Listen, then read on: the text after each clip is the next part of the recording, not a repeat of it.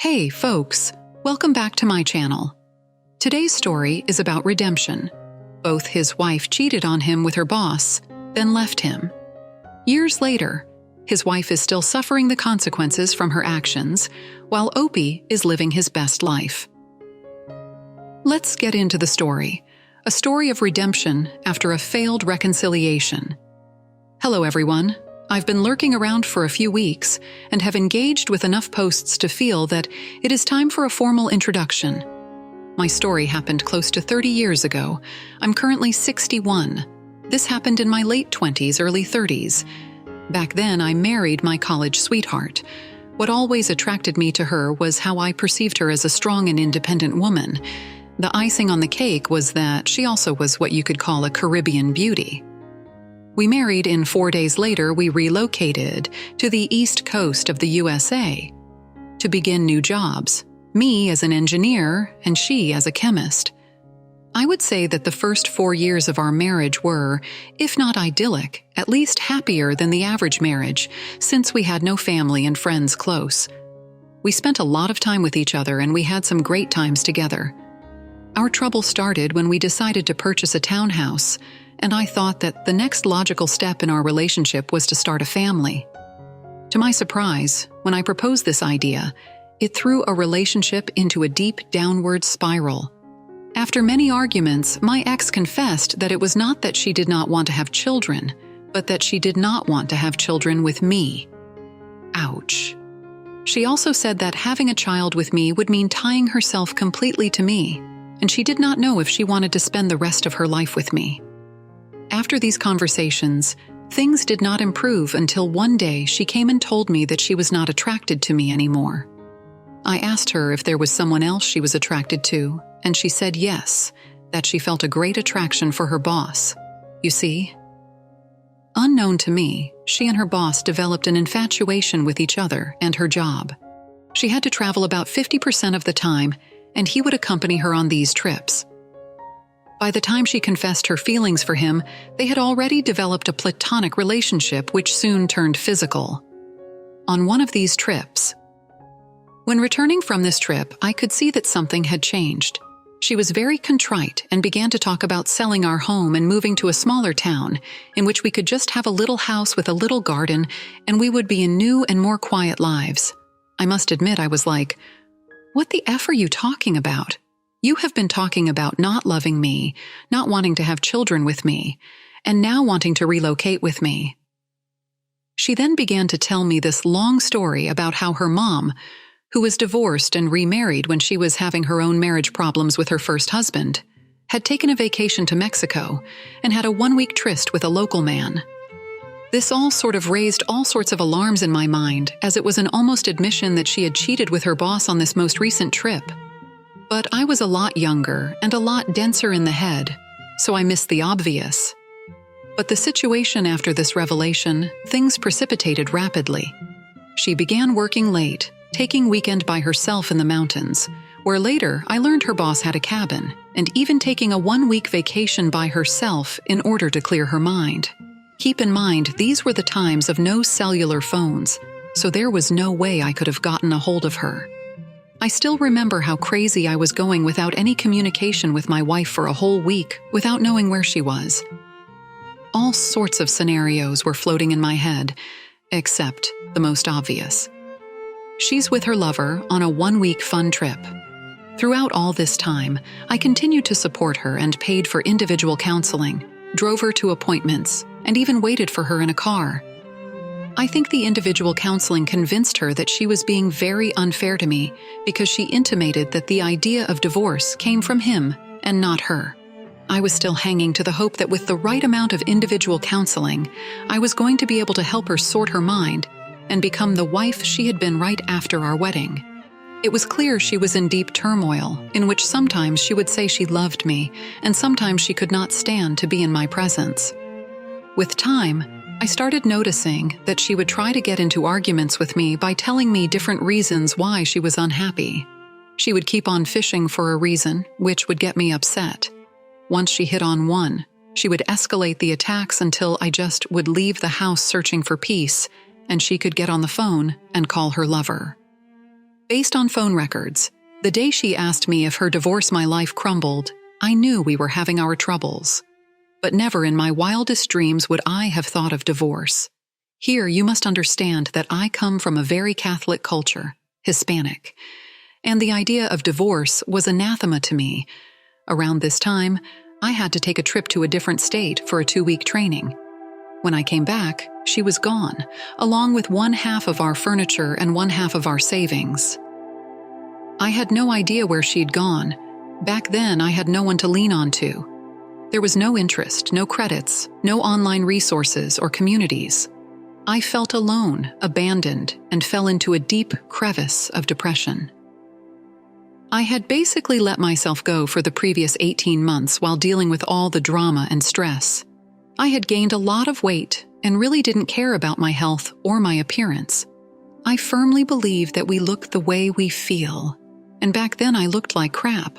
My ex had left me with no return address and no way to contact her. The original no contact while making sure to tell all of our friends that this was all my fault. So I also lost a few close friends I had. I was completely alone.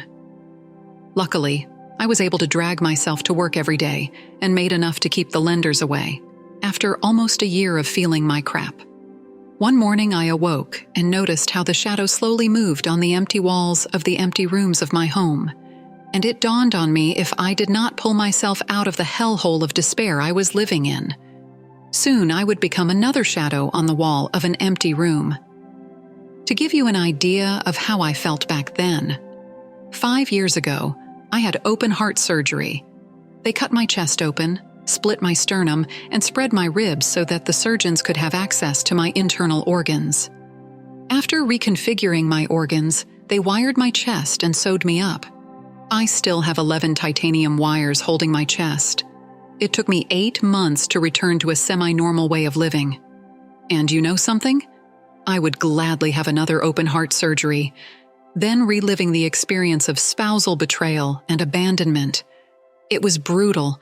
It was by the grace of God that I pulled myself out of that wall of despair and began to rebuild my life.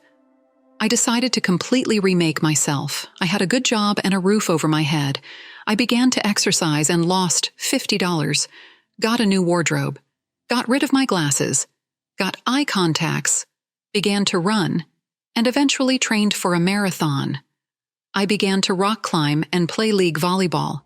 I began to live a life I could be proud of. I'm not the most good-looking guy, but I began to irradiate an aura of confidence that people noticed and women found attractive. Soon, I began to date and realized that my wife's betrayal was the best thing that happened to me because it allowed me to discover the real me. After a couple of years of living this life, I began to look for another life companion, which I found in a friend from work. We had been co-workers before my troubles began, and she had witnessed my decline and how I had slowly remade myself. She was the most beautiful woman I had ever seen in my life. The guards of my building, whom I was buddy with, could not believe it when I told them that I was dating what they knew as the babe of the building. Eventually, we fell in love and married. She quit her job and decided to stay at home to focus on raising our 4 kids. This meant being a one-income family on the very expensive East Coast of the USA. It also meant that we could not live a life of luxury. But my wife turned out to be a great home manager and a better mom. This woman ran triathlons and learned great auto maintenance, woodworking, and general carpentry while managing a family of 6. There is no house project she is not willing to attack, and we are currently building a camper van so that we can drive across the USA when I retire this December. This winter, we will be welcoming our first grandchild. I can honestly say my wife made me discover the true meaning of a strong and independent woman. My life has been so much enriched because of her. So you see, no one knows what the future would bring. All we have to do is get our act together and trust that there are good people also seeking and willing to share their lives with us. Betrayal should not define us, especially if no reconciliation is possible. And even if reconciliation doesn't work, this doesn't mean it is the end of our roads. You might be wondering what happened to the ex. Well, a few years after she left me, I heard that within months of her abandonment, her boss divorced his wife, and they moved together and eventually got married. About 15 years ago, she called me right out of the blue. I'm still wondering how she got my number to let me know. A mutual friend had passed away. We had a short but cordial conversation. At one point, I asked her how she was doing, and she said that she was living with the consequence of youthful mistakes, to which I answered, "That's all in the past. I don't even think about it." And I hung up. I can honestly say that in my heart, I have gratitude for her because her decisions brought me and my wife together. One last thing. Another consequence of my failed marriage or reconciliation is that for the last 15 years, I've led a ministry at my parish. I'm the Catholic permanent deacon for the divorced and separated. I have worked with literally dozens of people that were struggling with their divorces to help them find some peace and look forward to their future with confidence. All thanks to my ex-wife's reluctance to reconcile with me. Edit. I have received a few questions which I will answer as an epilogue to my story. Did she ever apologize? She never even said goodbye. It was as if the years we spent together. We met in college and were best friends for a number of years before we started dating. Meant nothing to her. Neither. She apologized. Did you ever talk to her? We had bought a townhouse together and she was paying part of the mortgage in order to communicate. She developed this very bizarre process of phone calls between friends so that I could get a hold of her, and then she would call me if she thought communication was necessary. Since I did not change my number, she could call me at any time. We only talked a handful of times. Did you ever see her again? Between her abandonment and our final divorce? I saw her 3 times. The last one the day our divorce became final. This was a couple of years after she abandoned me. She looked like crap. No makeup, very hippy-dippy clothes. I, on the other hand, had lost 50 and was hitting the weights pretty hard back then. In addition, because of how much weight I had lost, all my clothes were tailored cheaper than buying new. So that day I looked sharp with the suit and tie I was wearing. The last look she gave me when the judge was asking me if I had any objections with the divorce agreement is forever burned in my mind. Pure hatred. I guess her narcissistic brain could not comprehend how much I had thrived without her negative influence in my life. Wow, OP. I am absolutely amazed at the progress you've made. Sometimes in life it takes someone having to hit rock bottom to truly be able to take the steps to transform their life. And that is what has happened to you. The time period you went through was absolute hell. But by doing so, you were able to reach the end of the tunnel. The story is an inspiration to many. Your inner have been in a similar situation to OP. Remember that if you continue to persevere and work through what happened, you'll ultimately find the light. Now you're living your best life while your wife's life is in shambles. What an inspiring story to read. Let's see what the comments had to say about the situation. Ex-Cat Rep said, "You're an inspiration to many OP. I just turned 60 and do not have quite as happy an ending. But I did pull myself out of that abyss, and I'm living a happy, fulfilled single life, as I'm sure you found through your struggle. You honestly have to be able to be happy with and by yourself before you can find happiness with a partner. Too many people today look to the partner to make them happy. God bless you and your family and your ministry. Be well." Opie responded by saying, "After betrayal, we will never be 100%. That doesn't make us deficient. It makes us human. I have learned more about myself because of the pain I have endured than by any other way. Keep working on yourself. Develop confidence and positivity, and you will see how people's perception of yourself begins to change. There is something attractive about someone who survives hell and can still smile." Thank you for taking the time to listen to today's story. Don't forget to like and subscribe, as well as comment on what your thoughts are about today's story.